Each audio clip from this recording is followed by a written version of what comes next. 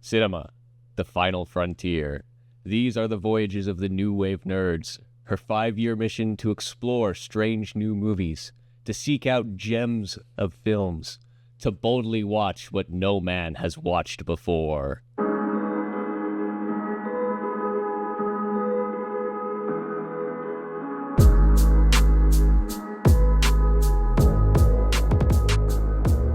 Captain's log, stardate 91524.3. Still reeling after the loss of one of their own, the nerds are returning to the planet Earth to continue their search for Spock.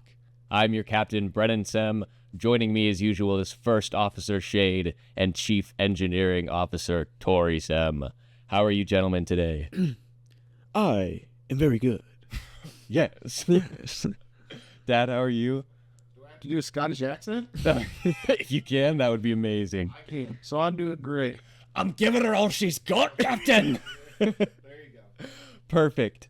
So today, if you have not yet gathered from that beautiful and illustrious intro, we'll be continuing our Star Trek original series movies, Movie marathon. original crew retrospective. Yes. Not a marathon because we're doing them like a week at a time. Although that would be fun to watch them all in one go. Holy crap. That would be insane. We didn't even make it through 24 hours of WoW. I don't know if we Hey. I don't know if we can make it through. That's very true. Yeah, Brennan got too Shame. tired. Anyways, continuing our Star Trek retrospective, we're going to be watching Star Trek 3, The Search for Spock. So no spoiler reviews. Guys, what did you think about this one? How did this stack up to Wrath of Khan? Well, last night I was telling you I don't really like this better than Wrath of Khan. But Hot take. yeah, but rethinking it, I kind of did. I kind of like the slow pace. I kind of like how the whole crew breaks up for a second and then they all like disobeyingly get back together to do another mission, which was awesome. Right. Yeah, I mean, I don't know if it's nowhere near a Wrath of Khan level movie. I think as far as like the story goes, it's vaguely interesting. I think there's some potential there. There's some definitely weird parts that I don't know were necessary. Yeah. Some weird additions here. And I felt like the format of the story could have flowed a lot better if, and this is maybe like counterintuitive, but I don't know if the whole movie should have been about, hey, we've got a young Spock here. He is Spock, he just doesn't have his memories. I think it should have perhaps maybe ended with them finding Spock, but I don't know. It just felt a little weird and awkward to me, but that's just me. Dad, what did you think? This is obviously not your first viewing, so. No, it's not. I mean, I like to look at these as, last week or Star Trek 2 and 3 as kind of a continuation, right? So I like them better as a whole, just because it's continuing on that storyline. The old saying is with the original crew, the original set of movies, the even ones are the good ones and the odd ones aren't. Yeah. That may be true. I'm going to go ahead and rank this one. If that's true, if that's your belief, this is definitely the best of the odd ones. Star Trek 2, and I don't know. I might actually pull this one above 4. Well, I'll talk about that maybe next time. Really? I think that as a continuation, it's a great way to bring Spock back. Yeah. Obviously, it's in the title. I guess we said no spoilers, but it's in the title. Yeah. And I like the continuation, and I like the fact that it feels like we're building this crew. Like Shayde mentioned, it's the crew, and it feels like it's building the ensemble a bit more. Mm-hmm. I mean, I know that there's lots of stories out there about how Bill Shatner thought he was the man and everybody else wasn't, and that sort of thing. But to me, like I said last week, Wrath of Khan, that's how I started Star Trek. So the next step there was watching this one with Dad. I remember Dad taking me to the theater for this one. And I grew up with Star Trek thinking of this crew as they were. Okay. This ensemble type of thing because of these movies. And a lot more than I felt the TV shows did. The TV shows were great, having their characters and stuff, but to me, and maybe it was just the 80s, the more modern for that time sensibilities, but it felt like they were building up an ensemble movie or an ensemble cast that I thought was pretty cool.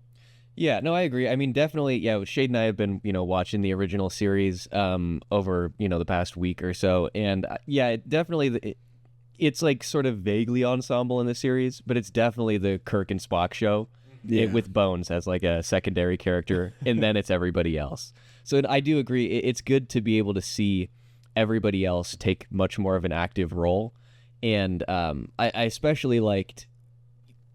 Well, okay, actually, right now, why don't we transition to the spoiler section? So this is your warning. We're going to red alert. Wait, what does the siren sound like? Oh, they call it a klaxon. A klaxon. I don't know, but I like that word. Klaxon? The klaxon. Oh, the klaxon. They really missed out an opportunity there. Yeah. Red alert. Yes, final warning. I really liked how... like you mentioned the ensemble, I liked the way that they brought in Scotty and Sulu, especially in the beginning. Right. It definitely felt like, this is a crew that is really tight. They've spent a lot of time together. They've gone on a lot of missions. They care about each other and stuff. And so you definitely got that feeling moving through. And I liked how Scotty doing what he did, we're in the spoiler section, when he sabotages the other ship. Right. I like how... it's so important to the story because it obviously it's right at the beginning. It sets the stage for all of the problems that go forward. But it's good to see somebody like Scotty get a big moment like that. Right. I would argue, like I said, this is, and again, if I'm looking at these movies as a reference for my Star Trek enjoyment, 4, 5, and 3, 4, 5, 6, 2, 3, 4, 5, 6. I guess that's almost all of them. Like I said, you definitely see in every movie going forward that not the main three characters get a lot more to do. Mm-hmm. They get a lot more. They tried to build an ensemble piece. Maybe that was because there was a lot of grumbling about it, and behind the scenes, agents are working their wonder, that sort of thing. Maybe that's the case. Maybe it's just because, like you said, this cast has been around for a while and together for a while, and they know that that's the way they would react. I like to think that, yeah, they like each other, and that's why they do it that way. But some of the interviews I've seen maybe have told me other things, but still, I think that that's what you get out of these movies. You get that, and it's not just a buddy cop. It's a buddy crew. Yeah. Yeah, it definitely makes it feel like, well, this is a starship. It's like a military outfit that has, granted there's like hundreds of people on the ship or whatever. It definitely, it's not like a buddy cop where these are just two homies going on a ride. I like that. I wasn't so crazy in this movie about Bones. Like, I normally really like Bones, and maybe it's just because I didn't necessarily like the story aspect, but I don't know. It was weird. It just felt there was very little consistency in continuity and like who is quote unquote piloting. Yeah. Whether it's the Spock consciousness or the Bones consciousness. Well, when Bones was in the bar, like right after we find all this out. Yeah. And that was a good scene. He's just chilling. I mean, I was just sitting there with you, and I was just like, well, what is he? Is he Bones or is he Spock? Yeah. I think it's fun, like you said, when he's ordering the drink, and obviously it's not his usual drink. The waitress says, it's not your poison. It's a lot logical to get poison. Yeah. And he goes for the Vulcan net there. So I think that he definitely, the first part of the movie there, he really gets his thing. The best line of all is when Kirk comes into the sickbay there and tells him what's going on. It's that green-blooded bastard finally got someone. Yeah. Never. But, I like the way that works. And I guess, you got to kind of think of it. Is it just, Spock's kind of seeping through kind of thing? Mm-hmm. What's going on there? But I wish that if they were going to do like a consciousness, mind meld thing or whatever, I wish it had been like in the beginning, he's like maybe 90% Bones with a little bit of Spock, and then as the movie progresses, like the Spock consciousness slowly starts to overwrite Bones and take more of a control. I think that would have one, I just think it would have made for some more interesting dialogue and stuff, but I think it also would have raised the stakes.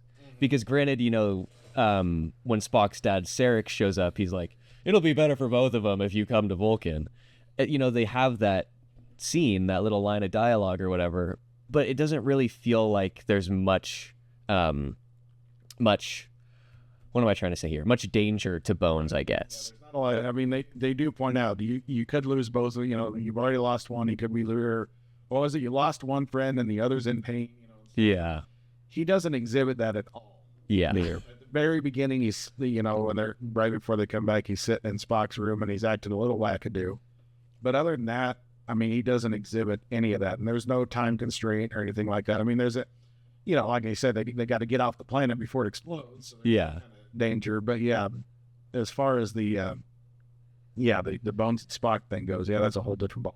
Yeah, the time constraint to the planet exploding. If they had, like, and I don't know, there would have been, I don't know if there's any way to do this, but if you could have tied those things together, like if the planet explodes, then like the young body of Spock or whatever is going to quickly degenerate, and so then after that happens, at one point, doesn't he feed and in Star Trek gobbledygook, but definitely doesn't Kirk's son, no, I can't think of his name, David, yeah, he feed a line that they're kind of tied together and we have to get him off the planet. Yeah. Now, granted, that planet's going to explode. You don't want to be on the planet. Yeah. But I thought that's what they kind of says. But, then again, there's a logic to, well, if he's just far away from the planet, he's okay. Yeah, it doesn't make any sense. Yeah, and then once the planet, if they were going to do that, what they should have done is once the planet explodes, young Spock, or is he young? He explodes too. Is he young? Or I guess he's rapidly aging, so. He's regenerated Spock. Yeah, so if they'd made it so the explosion causes like regenerated Spock to be knocked into like a coma or an unconscious state, and so then the only way to save him is to take the consciousness out of McCoy. But there wasn't really anything like that. They just left and then he was chilling. Yeah, something I love about this Star Trek movie was it's always like there's like a film crew around, because like when Kirk goes back to rewatch what happened to Bones and Spock to see where he transferred it, it was just the first movie. Yeah. It's amazing the security cameras, the editing, the post-production work they do. Oh yeah. Yeah, it's really impressive. Although I do sort of like the idea that they've got cameras everywhere around the ship, and so that all of like the security tapes are these like highly edited, like cinema level. In the future, yes, every security is just gonna be like, watch them. Yeah. They have a little asteroid that follows the main characters around. Oh yeah. Oh man, that was weird. So I'm glad I forgot about this in the beginning. The movie opens, and for starters, I don't like that the screen is like very small. I don't like it. It doesn't make any sense to me. Well, on the movie, you got to remember too, this is a time where, and I think we discussed this before, even home video was not a big thing. Yeah. Right? Now I feel like I remember watching, Wrath of Khan on HBO and stuff. So that was more of a thing, but it's not like it's not like binging the Marvel movies before you go see Endgame. Right. Or something like that. So in those days, they did a lot of that. You'll see that in Back to the Future a little bit too, where they kind of go in and they actually show you scenes from the previous movie just to remind you. Yeah. You gotta think, if I'm looking at this, if I'm visiting a theater and I go in there and, they have to give it that smaller, just a reminder that this isn't the movie you're watching, but this is what happened last time. Yeah. Right? Previously on. Yeah. Like that. Well, that makes sense. I guess, so doing it, I understand like wanting to make it visually different so you can realize, hey, this happened last time and now we're moving forward.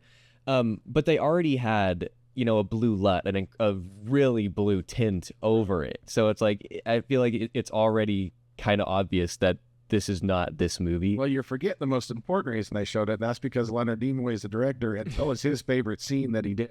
Oh, really? Movie. he felt that was his best acting ever, I'm sure. So he wanted to show it again.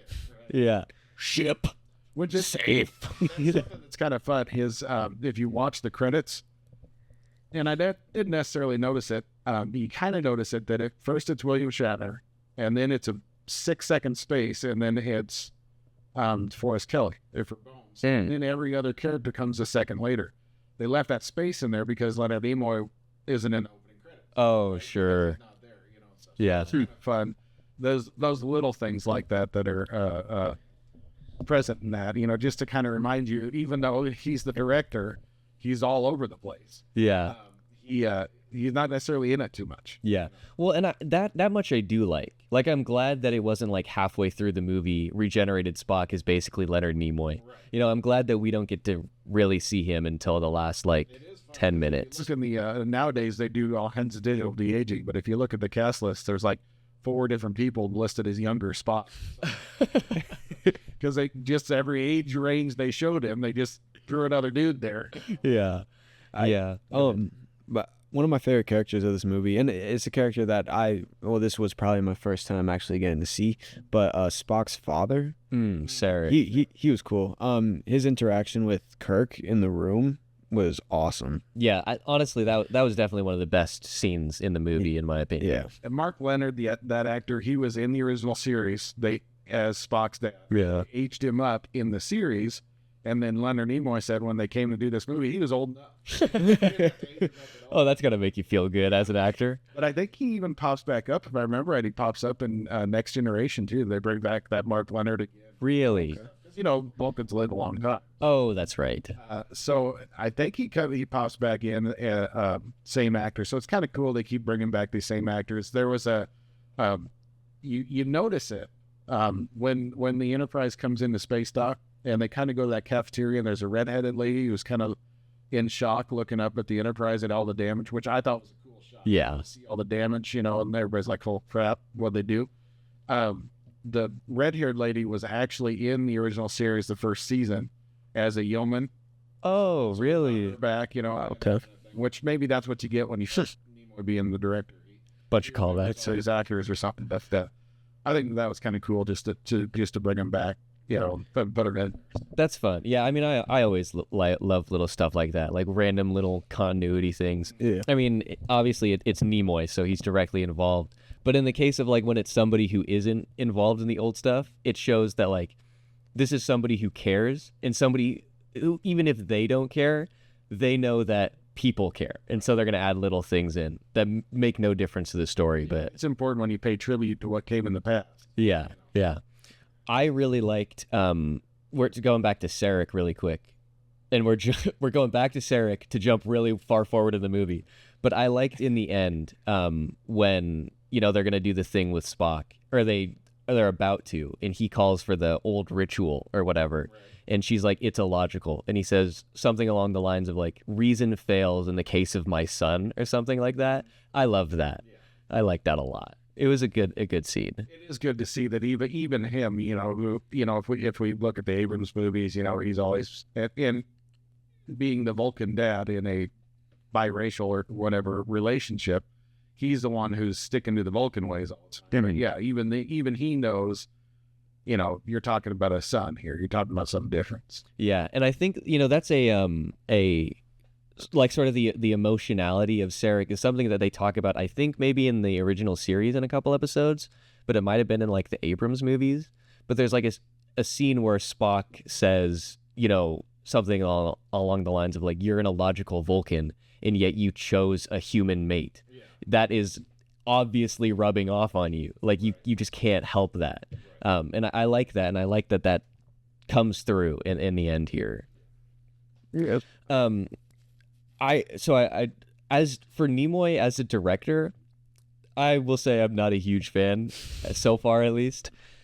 There wasn't anything necessarily terrible, but there were a lot of really weird choices, and some of which I liked. In this movie, there's so much harsh lighting. Yeah.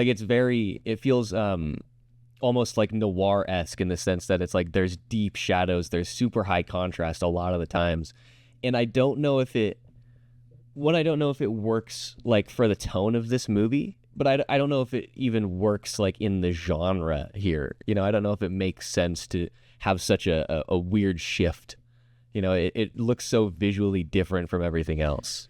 Yeah, I kind of noticed that a little bit too while watching it, and I really, really, really like that. It shows it kind of, I don't know, gave me a sense that they're getting older, they're getting run down, you know. Yeah, I mean, there are some scenes where I liked it. Like there was one, it was Kirk, and I can't remember if he was talking to Sarek or if it was when he was talking to like the Admiral or whoever. Was he an Admiral? I don't know. You don't. I don't know. Kirk's like higher up. You know, he's in the bar talking to him. Yeah, so Kirk is like, you know, we got to go back to Genesis, and the guy's like, nah. Is he an admiral? I don't remember. He's got to be. Yeah, he definitely had it up for sure. In any case, it was one of those scenes. There was like a close-up shot of Kirk, and it had the really harsh lighting. Like there's so much shadow on one side of his face, and it's like somebody says something, and then it's a really slow push into Kirk. I really liked that. It was one of the few scenes in the movie where I was actually like, okay, I enjoyed the cinematography here. Other than that, I felt like it was sort of But yeah, no, I like the use of the harsh lighting there. But I thinking about it, one of my favorite shots in the entire movie was when all the crew was just standing on that mountain range and they're just watching the Enterprise fall into the. Oh, I forgot about that. Yeah, that was really cool. Yeah, what have I done, Bones? And do what you always do. Yeah. I mean, obviously, you know, we think of Star Trek 2, the big thing is Spock dies. What's the biggest thing then is kill off the Enterprise. Yeah. It's pretty amazing. And of course, that was just as big a feels, especially for people who watch the show. Because, you know, you think about the Enterprise, it is the ship that you've seen for all these years. You know, yeah. I mean, we think about, and as we go through future movies, we'll get more and more Enterprises. Yeah. Enterprise? Enterprise. Prizes? Yeah, sure. So we get more and more, and it's not as big a deal, but it is interesting, yeah, how you just kind of get attached to that. Yeah. And that it's like burning down the old stuff. Yeah. Well, yeah, so this movie really solidifies that the Enterprise is like as much a character as anybody else, right? It's one of those things, I mean, they even, especially Scotty, you know, they talk about it like it's a person, you know, it's something that they love and they cherish. Right. And so, yeah, seeing it fall really sort of solidifies that. It's supposed to be a big thing too when they come back and he says, you know, it's being decommissioned. Yeah. Stuff, and that's kind of a thing, even though it didn't feel like that hit as hard as maybe it could have. Mm-hmm. I feel like, yeah, like Shayde was saying, the crew kind of disbands, then comes back together. But they don't really show that. I mean, they have them having a little drink together and stuff like that. But that was a fun scene. Yeah. And I don't know, maybe nowadays you could do it more. Well, I don't even remember the runtime. Doesn't feel like a long movie, but, you know, maybe they could have done a little bit more of fighting for the Enterprise. Yeah, it's only an hour 45, so you could have easily added, you know, 15 minutes and sprinkled a few scenes here or there to sort of, increase that. More for the old cast, too. The rest of the cast too, you know, and stuff. I mean, you think of her, yeah, you know, she disappears and then shows up on Vulcan. You know? Yeah. Now I read in the novelization, or read in the trivia in the novel or some documentary I watched. The novelization actually points out that she stays behind because then she can kind of mess with the internal communications and make it difficult for them to mount some kind of rescue when the ship doesn't go. You know. Yeah. And the Excelsior or whatever can't. It's just Scotty taking more bolts out. Yeah, I'm sure he did. But, you know, it's that kind of thing. So, I mean, they had more involvement. And there's even a scene, I might be thinking of the next movie where Sulu gets a little bit more and they kind of cut it out, you know, and that sort of thing. So it's kind of. Yeah. Well, like you say, like the thing with Uhura, like that's literally like 2 lines of dialogue. Like when they're going on the transporter, she's like, all she says is, I'll, you know, muddle their communications and give you a little more time. Like it would have taken 2 seconds to do. Yeah, just to give her a little bit more in there. Yeah, it's too bad. I mean, nowadays she wouldn't have been left behind. You know, yeah. You'd never leave. Again, I think that certainly when you see 5 and 6, you know, they definitely go with more of an ensemble thing. And everybody gets their say and everybody gets their contribution and stuff like that. So even at that point, they wouldn't have left her behind. She would have come along or something like that. Yeah. Well, and so I just thought of this. And of course, obviously, the reason that, like you said, the reason people probably didn't have as much say in the beginning and slowly got more is because of things like agents and the actors themselves grumbling. But I sort of like, from a headcanon perspective, the idea that the crew becomes more comfortable with each other. They all start to build this level of camaraderie. And so because of that, they're more willing to voice their opinions, and Kirk is more willing to listen to them.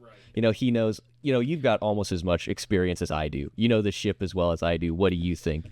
So from a headcanon perspective, I like that, even though that's completely devoid from reality. Yeah. Earlier, Uncle Tory, you mentioned Back to the Future. I would just like to say that I was absolutely flabbergasted when I found out Christopher Lloyd was in this. Doc Brown is our dad, which, it's kind of interesting because I saw a thing where Leonard Nimoy wanted Edward James. Oh, yeah. The bad guy, but then I think that things didn't quite work out. And at the time, Christopher Lloyd, of course, he wasn't even Doc Brown because Back to the Future don't come out till 85. Oh, okay. When was this one? This was 84. Yeah. So Back to the Future is not even out yet. But he's still only primarily known as a comic or a comedic actor on the show Taxi. Yeah. Your Grandpa Mike loved Taxi. And it's kind of fun seeing him in that role, because I think he did a pretty good job. Yeah, definitely. It was not something that I would have expected. Definitely wouldn't have been my pick, but I think he did a good job, especially the interactions with some of his Klingon underlings. Like there's some fun stuff there. At one point they're watching the video about Genesis, and the one guy says, "Yeah, they have the power to create worlds," and he's like, "Oh yeah, it's great. Go back to your station." Yeah, that kind of thing. It's kind of fun. I think that I think he did a great job with it. Of course, the fact that they're Klingons wasn't the initial plan. They initially were going to do Romulans. I probably would have liked that more. Well, and see, that's the thing, is at the time, studio people, I think it was, really came down with it, but Klingons were more well known. Sure. So you'll notice that the bird of prey, the Klingon bird of prey, which actually becomes the standard for Klingon bird of prey for at least the next, the original series movies. It was going to be a Romulan bird of prey, and they had already built it, but then they said, no, you're doing Klingons. So they just kept. Oh, right. Okay. So, I mean, it's kind of interesting to think, that they were going to do a Romulan bird. And that's why, if you look back at the original series, when you do see Romulans, they actually have the wings painted on the ship. Okay. See that on this Klingon bird of prey as well. But I suppose that's something that, and Leonard Nimoy wanted them to be able to make the wings kind of move. And if you watch close, you see the wings move, In space?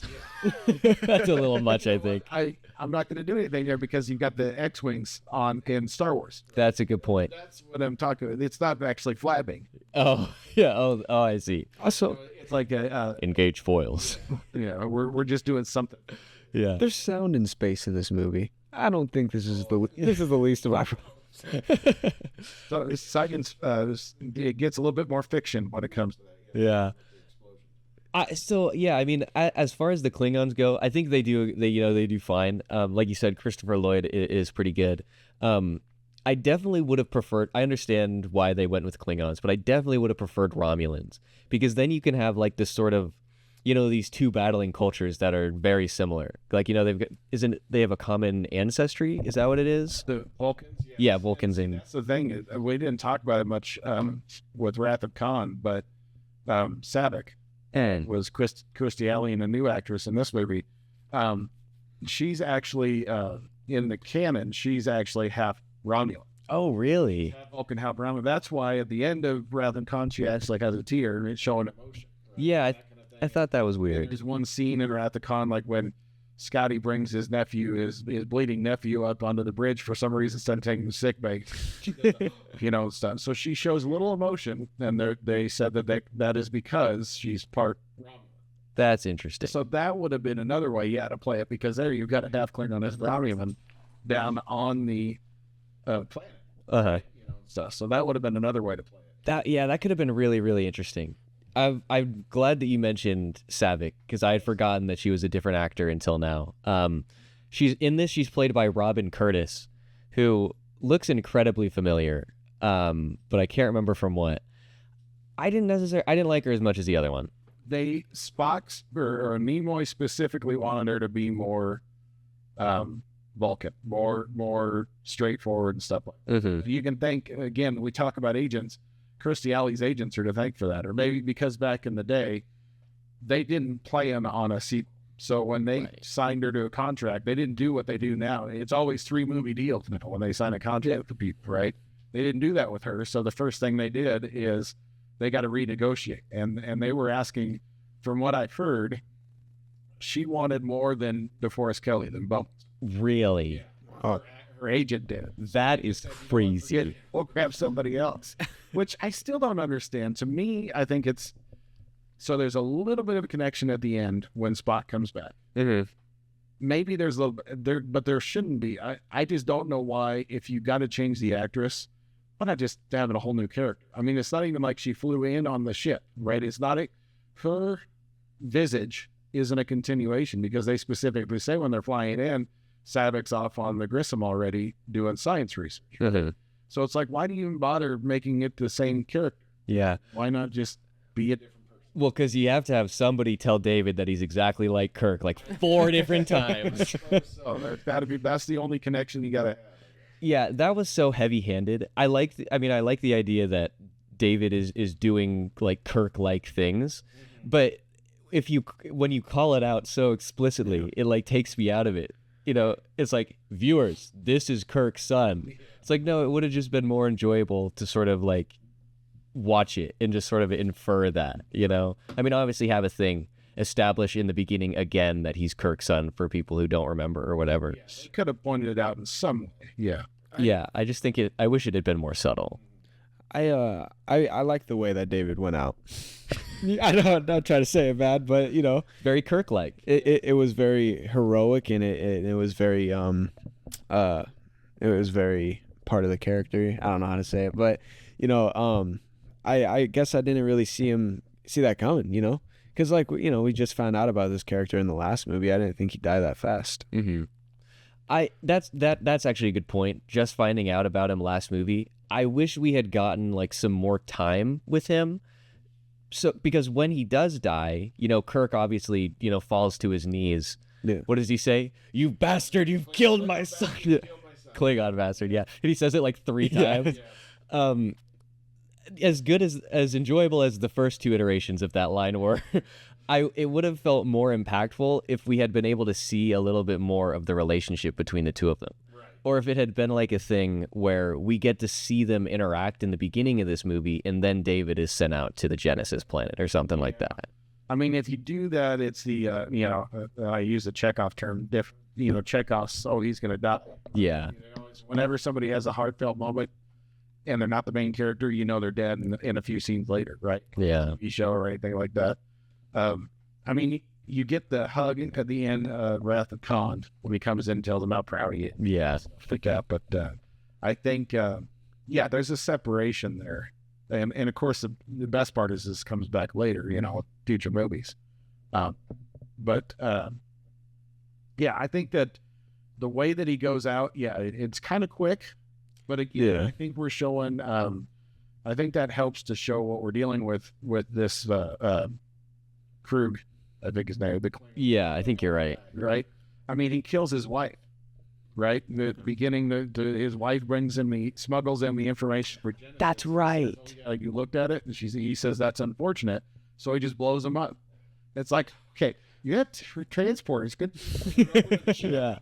Well, so about that scene, I mean, yeah, so he's like, all right, I'll kill you then. But then I like afterwards, I don't remember what she says, but she's got some line in Klingon where she talks about her husband. And then we cut back to him, and he says something of like, "You will be honored in forever," or something like that. "We will remember your honor," or something like that. It was an interesting insight into Klingon society, right? Like, this guy, he's obviously incredibly ruthless, just willing to kill his wife, you know, and however many people. But at the same time, he has like a level of reverence for like the way that she's going out. It's like a warrior's death. In this world, I mean, his wife is probably praised more because he killed her off. Yeah. right after this movie, after I saw the Klingon knife before they killed David, I instantly went on Amazon looking for replicas because that knife was so cool. Yeah, that was weird. With like the two things that come like inside. Yeah, that was cool. Yeah.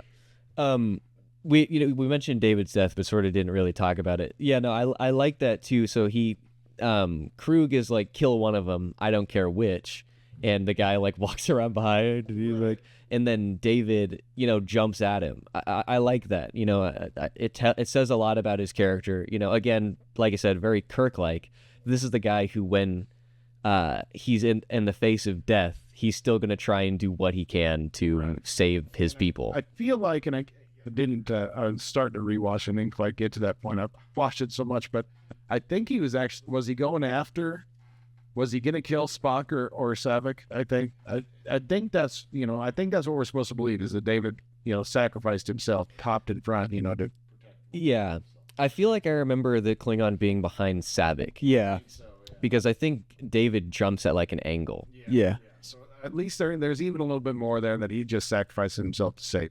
Yeah. Well, sorry, go ahead. Sorry. He was prepping for it too. He was prepping for like sacrificing his own self, because when the Klingon was like walking around with the knife even behind him, I was looking at David. I remember seeing him like he was puffing his chest out, like raising his head, like getting ready to go. Yeah, to me, that definitely seemed like some grandstanding. He's like, I'm in the face of death, I still need to, very Kirk-like, I need to put on a brave face, even though I'm shaking in my boots. Yes. No, I like that.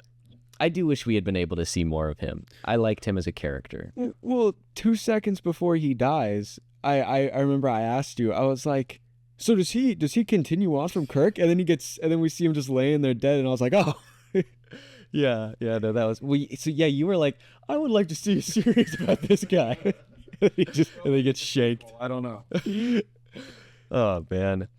Yeah, there was some this whole movie, I think, sort of felt rushed to me. It does feel that way, and I don't know, mindset at the time. Like I said, they were, so according to what I've heard, when they did Wrath of Khan, they weren't planning a sequel, right? They did the Remember thing, just maybe we'll use this later. Okay. Maybe it'll come back later. According to what I've heard, right, is that was the thing.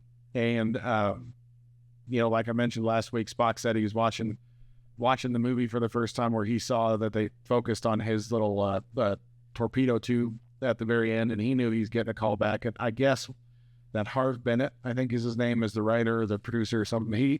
He was hired like the day after the opening of Wrath of Khan, because they knew they were going to do a sequel. Oh, really? Right. But again, at that point, sequels were different. I feel like sequels were different back in the day. They were always trying to capitalize on it, try to do it a little bit cheaper, that kind of thing.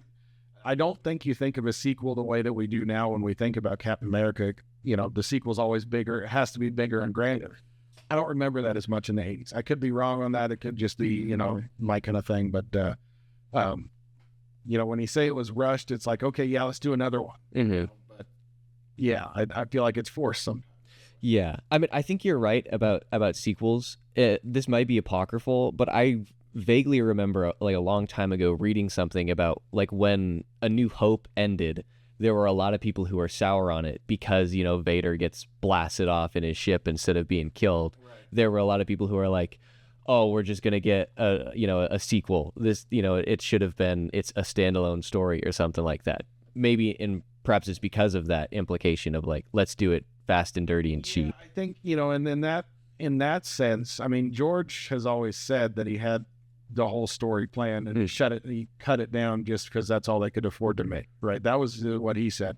But he's also coming from, he enjoyed the series where the whole point of a show was just to build up for the next one, or that kind of, where they knew they're going to be doing multiple ones. Right. We think of Marvel stuff right now. They don't start the first one until they've got at least a rough layout for the next few. Right. We complained about the recent sequels for Star Wars because they didn't do that right. Yeah. It didn't feel like they planned for 3 movies, even though they knew they were going to do them. They should have planned again. But I feel like nowadays, they're definitely with this one, they didn't plan to go forward. It's interesting to me how, and we talked about it last week, 2, 3, and 4 are boom, boom, boom, even though they didn't plan that storyline. As far as everything I've heard does not tell me that they planned out, this is where we're going with this, you know. But the end of 4, you can see a clear ending, and I would call that a trilogy. 2, 3, and 4 is the Star Trek trilogy for the original series, because there's a clear beginning and end to that series of movies. But they didn't plan it; they just kind of threw it together, I think.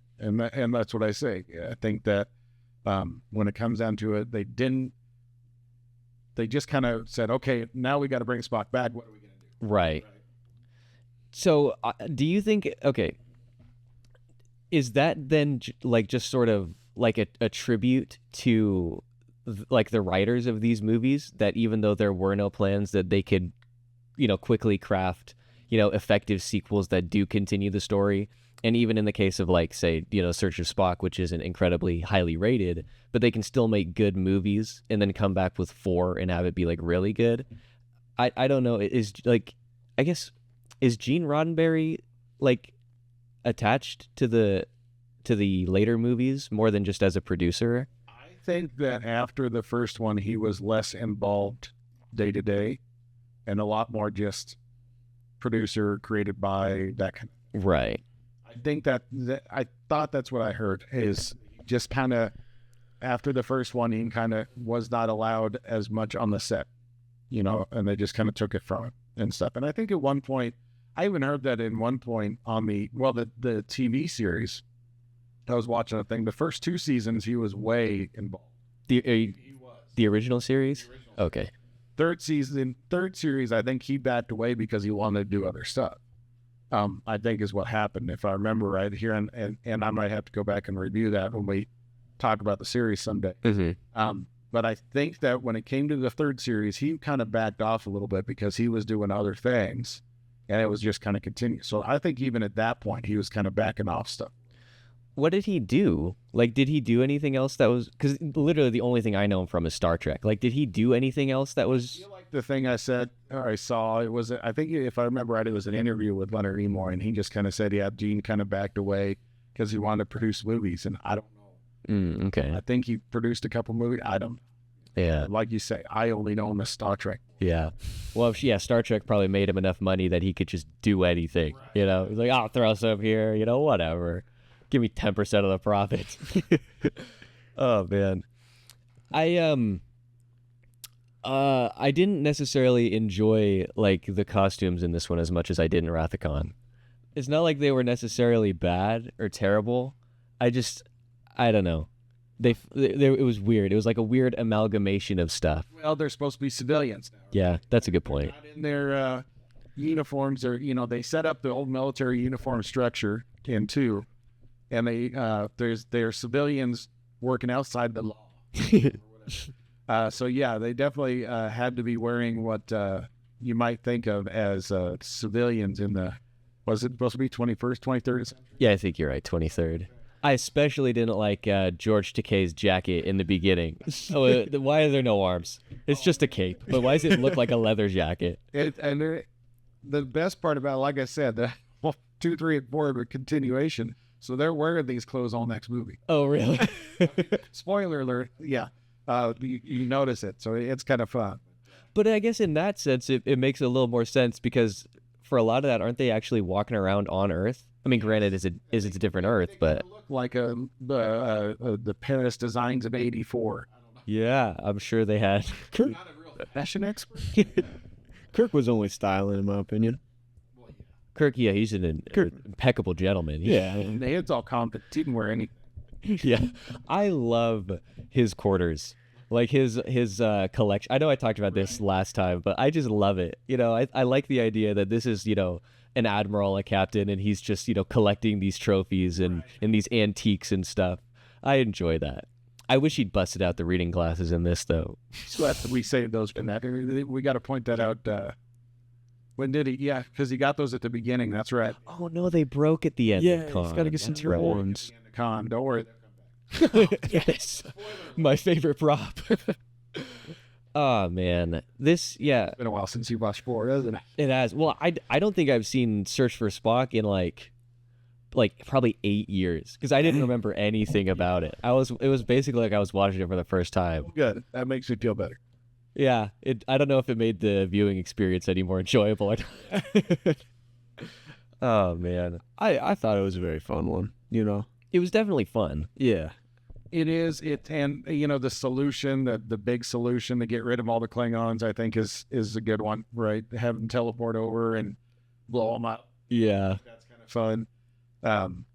I can't imagine the entire Klingon ship teleporting over and leaving only the captain. yeah. But I guess he's got his pet dog. But Dude, No, the dog died. well, they have all the He got triples. blown up. that's because it took 3 people to control him. So Yeah. Oh man, I wish we could see more pets in Star Trek. Like, what do you think a Romulan would have as a little companion? A tribble A tribble on a leash. on a leash. It just sits there. Oh man, I bet it's like a lion. Oh. They strike me as a lion people. yeah, but more sleek and slimy. Sleek. I always really like getting to see Vulcan. I always like the sort of architecture and the design around Vulcan and stuff. Those were some of the costumes that I didn't necessarily enjoy when they were at the end, like their ceremonial garb or whatever. The white robes with the hoods. I love that. I just saw it here a second ago. Here we go. Yeah, I'm not. Oh yeah. I don't know if I'm a huge fan of this. I pointed out to you. I was like, kind of looks like the ghost face mask, you know? Yeah, it does. I mean, so I like the people on the side here who are just wearing plain white, but when you add in the red and then the white overlay, it doesn't necessarily work for me. Mysticism. I mean, like I said, the admiral you said he was talking to is superior. I'm not sure about this Vulcan mysticism, right? So they got to have robes. Yeah. And really get that old mysticism side up there. It is interesting that they are, an incredibly obviously logic-based culture, and yet they have, this air of mysticism and of almost like a supernatural tinge about it. Well, I mean, if you've got to the point that you are so perfectly logical and in control of your mind, maybe that's a thing. Right? Yeah. Maybe you feel your Yeah. I'm curious to know, who did they do this to before? Because they're, when the lady's like, what do you want to do with Spock? And her dad's like, I don't even remember what it's called, but he's like, we have to do the ritual to meld the minds or unmeld the minds or whatever. And she's like, it hasn't been done for thousands of years, and even then only in legend. Like, how do they have a legend of this? Yeah. Where's the manual? Yeah. And how do you know how to do it if it's been so long? Well, that's because they don't want it to become a Spock. Well, it's the Deus Ex Machina. It's like Spock can never die because we can just touch somebody's face and come back again. Yeah. So they gotta kind of limit it a little bit. Sure. I did like the relation, or not. I guess it wouldn't even necessarily be relationship, but the way Bones views Spock throughout this. Obviously, in the beginning, he's like, that green skin finally got me, or green blooded. It was his revenge for all those arguments I won. I love that. Yeah, that's so funny. And then in the end here, obviously she's like, it's dangerous. Do you want to go through with it? And he's like, or she's something like, are you prepared for the danger? And he just goes, I am. I like that. It builds, the idea, these guys are obviously very oppositional, but through that opposition, these guys are still like best friends, And I think that you see that sometimes the debate camaraderie or whatever, they're going at each other, but yeah, obviously they're a thing. And it's even more prominent. We get to Star Trek V. Of course, Bill Shatner, William Shatner is directing it. So he focuses on those two real heavy on stuff because he knows that that's the core or whatever, that really brings them together. And again, I think that's why it comes down to what I see as Star Trek. Mm-hmm. It's just that camaraderie, and maybe sending lines back and forth, that kind of stuff. But. Yeah, definitely. I will say, like, don't get me wrong, I enjoy the rest of the crew and stuff, But without a doubt, it is Bones, Spock, and Kirk. Like, they are the reason that, like, it's so fun to come back and watch these things. Like you said, that camaraderie. The three of them just have such great chemistry. And I feel like the dialogue between the three of them is always really good. Right. Well, and you get to the future, too. I mean, so one of the things I read is there's actually a line in Wrath of Khan that was taken out where Kirk and Sulu are going back and forth, and Kirk mentions that, yes, he's got the paperwork all in to get Sulu promoted to captain of another ship. And it was actually supposed to be Sulu who was going to be captain of Excelsior. Oh. But they took that line out of Wrath of Khan, so Leonard Nimoy didn't stick with that, right? Right. Want to keep the crew together and that sort of thing. And in a future movie, you know, Sulu's off doing his own thing. Part of that, I think, is because he didn't want to be on the same bed as everyone. Yeah. There's rumors. I don't know for sure. But I think that, yeah, you see that where they're kind of spreading out a little bit, a lot more. Yeah. So the Excelsior is the ship that, like, chases them out of the station, right? Okay. It's supposed to be the new hotness. Yeah. I think it's definitely a smart choice to not have that be captained by Sulu, because I think if it is captained by Sulu, then, I don't know, it almost makes their escape, like, too easy because he'd just stop. But having it's good thing that they did not have that in there. Now, there could also be arguments that say, you know, when they came back, you know, the orders are changed and that sort of thing, which I don't see why. They all got commendations and that sort of thing when they showed up. But, yeah. It is kind of interesting that, you know, and maybe that is something that we don't get to see necessarily, is that Sulu did give up the opportunity command to go off and do this rogue thing to be with his crew. That's a good point. That's pretty cool. Yeah. You know, that he was slated to be commander or captain after I heard a thing, and maybe I heard that this was in the novelization, but he was going to be captain after the current captain took it out on a couple test runs or something like that. Right. And maybe he gave that up just to save Spock. Yeah, I like that. If they had included, like, lines of dialogue for that would have been an interesting piece of character development. And again, solidifies the fact that this crew is very tight knit, right? For him to be willing to give up one of the, you know, most responsibility laden, but one of the cushiest jobs to save. Well, it's the next step for any officer. Yeah, right? yeah. So when they escape, I like that they have the Enterprise rigged for automation or whatever. So it can. I want the line where Scotty is like, "It can be run by a chimp and 2 trainees." That's a good line. I'll not take that personally. Yeah. You know, Scotty had the best stuff too, because then you get it, and Kirk's like, "Okay, Scotty, open the doors now," and he's like, "Yeah." Still true. You know, it's like, yeah, I know. Yeah, I'm working on it. Going, yeah, that's good. And then later, you know, when they actually get there, he's like, I wasn't planning on taking her into the battle. I learned times, Yeah. you know. Yeah, no, that's a good line. But I like the fact that they the ship is automated, because that sort of prefigures like what we see in Star Trek Into Darkness in a different timeline. You know, the whole thing is it Into Darkness? Yeah, where Carol Marcus's dad has his whole massive ship rigged so it can be just one person. I like that. It's like a weird thing of a level of continuity. Right. It's fun. And of course, you know, I do software development, so I know everything's around trying to make it so that one person can push the buttons and everything goes. Yeah. So that whole automation piece is a lot more prevalent now, you know, so I can see where, and that's why, you know, it's like, right now the bad guy is always AI, because that's always out there, and you know that. Yeah, I guess my question is, if the ship can be rigged to be automated, why is that not like a failsafe that's already put into place during construction? Like, obviously you have manual command because you want to have the people leading the starship, but why don't you already have like a failsafe put in place where if you lose, you know, X crew member, that job is already taken care of? Well, that's why Scotty's so smart, because they haven't figured that part out. Oh man. I don't know, any final thoughts, guys? If you haven't watched it now and you're still listening to this, I'm sorry that you got spoiled, but you have to watch. Yes.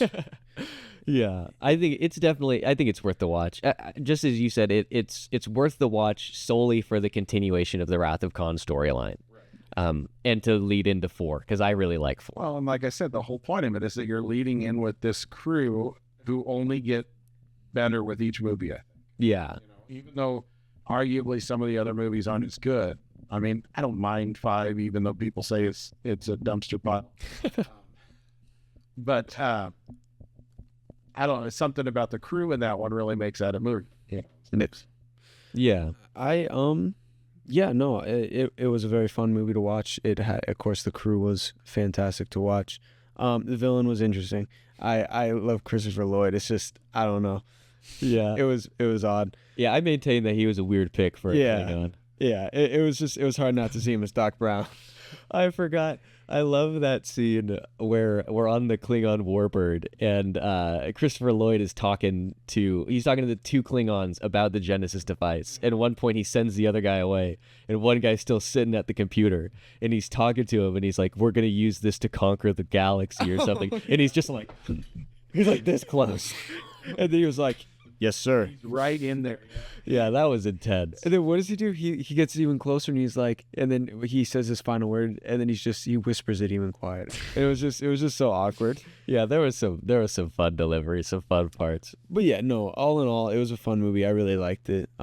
It's getting me more and more into Star Trek, and as we've talked about, you and me are watching the original series right now, so I've been falling in love with this.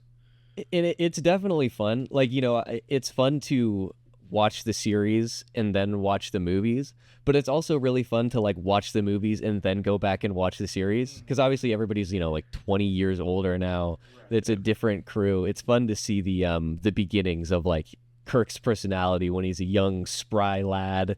It makes it sometimes more fun to me. Yeah, but we're gonna leave it there. We will be back next time with Star Trek 4, The Voyage Home. The Voyage Home, another one directed by Nimoy. And we will see you guys then. Captain's Log, signing off.